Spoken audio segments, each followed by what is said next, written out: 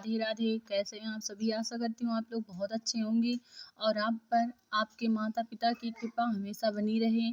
और आज मैं आपको सर्वपितृ अमावस्या की कथा सुनाने जा रही हूँ, जो कि बहुत पुरानी कथा है। आशा करती हूँ आपको बहुत अच्छे से समझ में आएगी और आप पर आपके पितरों की कृपा हमेशा बनी रहे, आपकी हमेशा रक्षा करें। मेरा ये सभी पितरों से निवेदन है। चलिए हम आपको सर्वपितृ अमावस्या की कथा सुनाते हैं।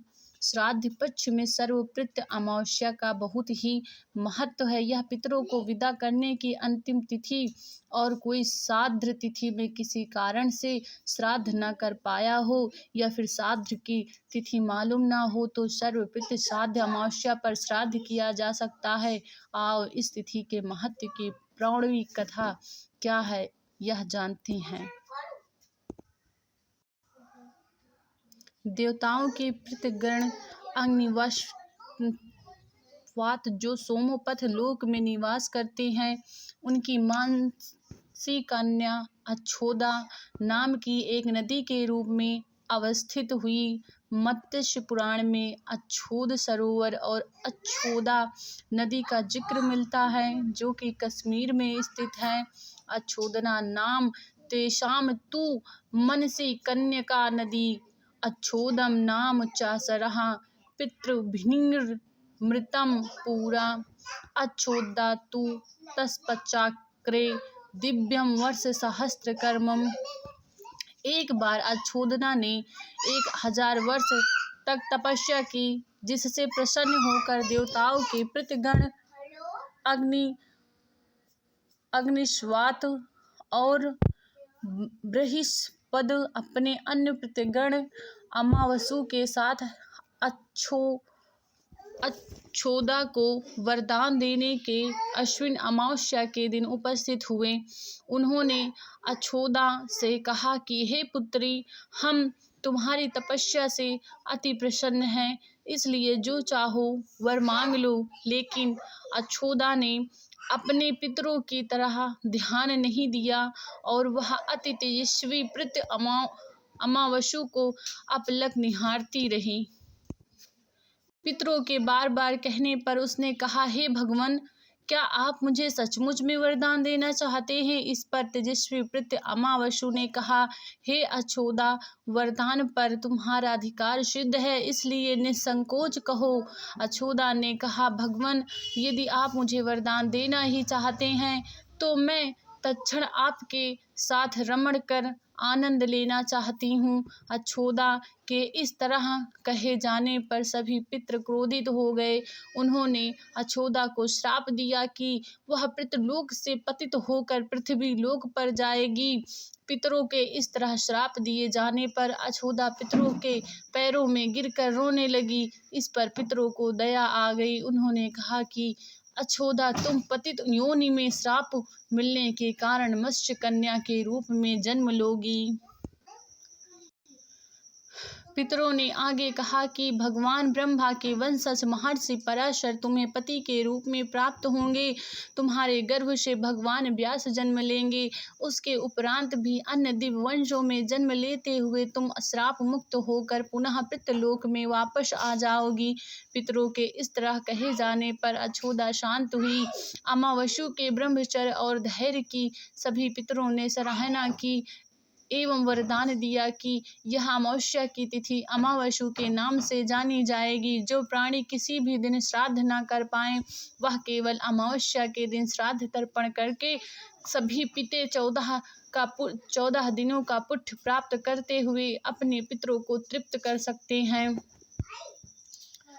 सभी से प्रत्येक माह की अमावस्या तिथि को सर्वाधिक महत्व दिया जाता है और यह तिथि सर्वपितृ श्राद्ध के रूप में भी मनाई जाती है। उसी पाप के प्रायश्चित हेतु कालांतर में यही अच्छोदा महर्षि पराशर की पत्नी एवं वेद व्यास की माता सत्यवती बनी थी। तत्पश्चात समुद्र के अंशभूत शांतनु की पत्नी हुई और 2 पुत्र चित्रांगद तथा विचित्रवीर को जन्म दिया। इन्हीं के नाम से कलयुग में अष्टांग का श्राद्ध मनाया जाता है।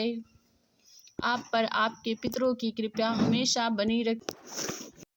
इस दिन अपने पितरों को श्राद्ध के रूप में कुछ भोजन बनाए जाते हैं, जिसे बहुत ही शुभ माना जाता है और उस भोजन से उसे खिलाकर देकर संतुष्ट किया जाता है। और इस दिन कौवा को आना बहुत शुभ माना जाता है।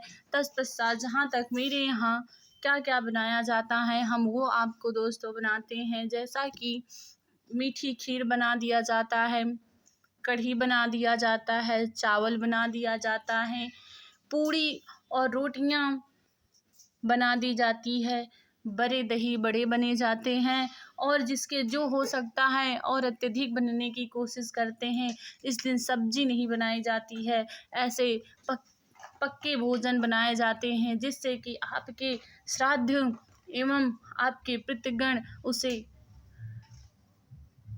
महसूस करके उसे खा सकें, उसे महसूस कर सकें और आपको आशीर्वाद के रूप में हमेशा खुश रखें। और उसके बाद सारे भोज्य पदार्थ एक थाली में निकाल कर रख दिए जाते हैं और उसके बाद फिर उसे जो पानी देते हैं पितरों को, उनके द्वारा पानी दिया जाता है और उन्हें उस भोज्य पदार्थ को देने के लिए दिया जाता है। घर की देहरी को लीप कर वहाँ पर फूल बिछा दिए जाते हैं कि आज मेरे पितृगण आएंगे और वो देखेंगे तो उन्हें बहुत अच्छा लगेगा कि मेरे पुत्र पौत्र या जो मेरे बच्चे हैं वो अत्यधिक खुश हैं और मुझे खुश रखने की बहुत कोशिश कर रहे हैं। और वे जब धरती पर आते हैं तो वो पूर्ण रूप से आशीर्वाद प्रदान कर जाते हैं। और इस दिन कौवा को रोटी और जो बना रहे उसे ज़रूर खिलाना चाहिए। गाय को अलग से निकाल कर गुड़ घी इत्यादि मिलाकर देना चाहिए और जितना हो सके उतने पंडितों को बुला के खिलाना चाहिए। वैसे तो 3, 5, 7 या 9 पंडित ज़रूर बुला लेने चाहिए, जिससे कि आपको पंडितों के द्वारा आशीर्वाद प्रदान किया जा सके। और अगर पंडित आपको नहीं मिल रहे हैं तो आपके पास आपके भांजे हों, यानी कि आपकी बहन के लड़कियां हों, तो आप उन्हें बुलाकर उन्हें भोजन कराइए। क्योंकि एक बहने जो होता है वो 100 पंडितों के बराबर होता है। इसलिए आप किसी को ना करा सके तो आप अपने बहन के लड़के या लड़कियों को ज़रूर भोजन कराएं। इस दिन उन्हें खिलाने से पितृगण अत्यधिक ज़्यादा खुश होते हैं और खुशी के रूप में वहाँ बहुत बहुत ज़्यादा आशीर्वाद दे देते हैं और पितृ दोष नहीं लगता किसी प्रकार का। हाँ, आशा करती हूँ आपको यह मेरा वीडियो बहुत अच्छा लगा होगा। धन्यवाद। और मैं आपके लिए ऐसी बहुत सारी कथाएं लाती रहूँगी। अगर आपको कोई और कथा सुननी है तो कमेंट बॉक्स में ज़रूर लिख कर बताएं, मैं आपको वो कथा ज़रूर सुनाऊँगी। और मेरे चैनल को लाइक शेयर सब्सक्राइब ज़रूर कर लीजिए। धन्यवाद दोस्तों। राधे राधे। आप पर ईश्वर की कृपा हमेशा बनी रखें।